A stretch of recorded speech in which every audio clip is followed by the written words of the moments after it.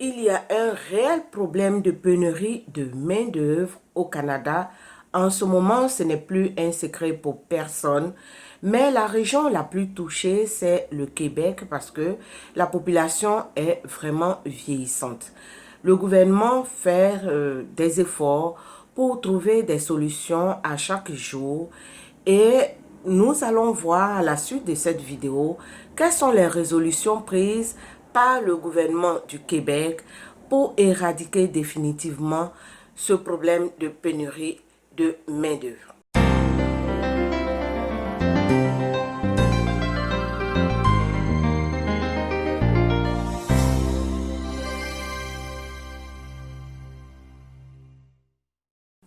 Bonjour à tous, j'espère que vous allez tous bien. En tout cas, je vous souhaite d'avoir une très bonne santé pour avoir la force de continuer votre processus d'immigration. Mon Dieu, c'est quand vous êtes malade que vous appréciez mieux d'être en bonne santé. En tout cas, je vous souhaite d'avoir une très bonne santé.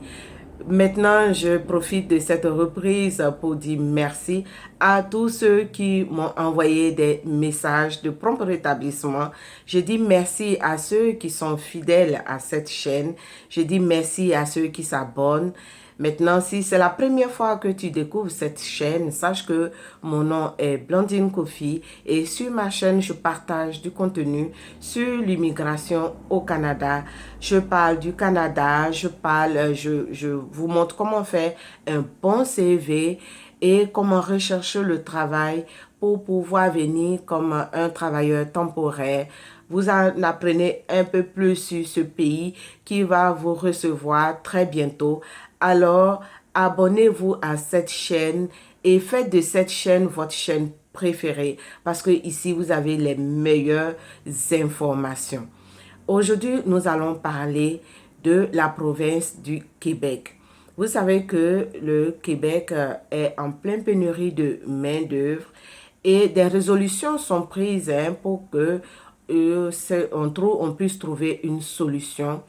Alors, nous allons voir quelles sont les résolutions qui ont été prises, qu'est-ce qui a été amélioré. L'une des résolutions qui est prise, c'est de permettre aux employeurs qui ne trouvent pas quelqu'un pour faire leur travail sur le sol canadien, d'aller à l'extérieur et de trouver de la main-d'œuvre active.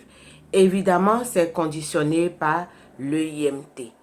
L'EIMT, c'est l'étude de l'impact du marché du travail qu'un employeur doit demander auprès du gouvernement fédéral qui prouve qu'il a fait, après avoir posté son annonce, je crois 30 jours après son poste, il n'a pas pu trouver quelqu'un sur le sol canadien qui correspond à ces critères et donc il doit aller à l'extérieur pour rechercher quelqu'un.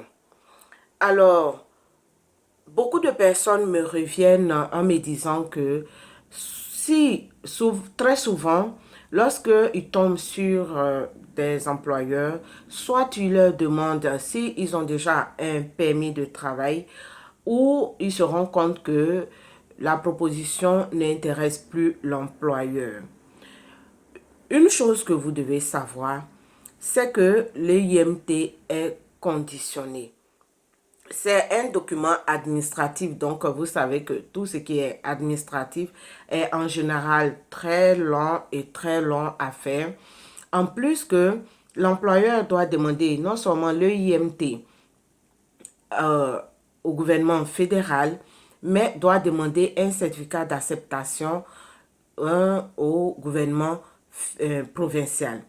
En plus de cela, en plus de l'EIMT, l'employeur qui recherche un employé avec un salaire médian doit se préparer à payer donc le transport de cet employé qui vient travailler et doit lui trouver le logement. Vraiment, les conditions font que très souvent les employeurs ne sont vraiment pas prêts à se mettre dans ce processus.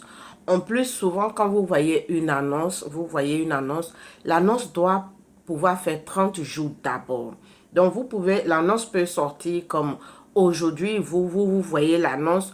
L'employeur ne peut pas vous appeler immédiatement. Il doit attendre 30 jours qu'il n'y ait personne qui accepte ce poste sur le sol canadien avant de pouvoir peut-être regarder les autres CV qui viennent de l'extérieur.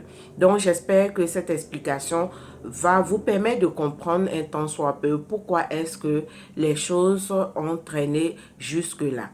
Mais, il y a de bonnes nouvelles quand même qui ont été encore prises récemment. Les employeurs se plaignent, le gouvernement se rend compte que le processus est vraiment long et lent. Alors, ils ont pris de bonnes résolutions, à savoir simplifier un tant soit peu ce processus. Ce n'est pas une bonne nouvelle, ça. Alors, je pense que maintenant, les choses vont se ressentir parce que maintenant, l'employeur qui veut aller embaucher à l'extérieur n'a plus besoin de mettre son annonce pendant 30 jours. Une fois qu'il décide qu'il a besoin de quelqu'un pour faire son travail, il peut faire son recrutement directement à l'extérieur du Canada. Il n'a pas besoin d'attendre 30 jours, que l'annonce fasse 30 jours avant de pouvoir aller à l'extérieur pour recruter. En plus de cela, maintenant les contrats vont partir de 1 à 3 ans.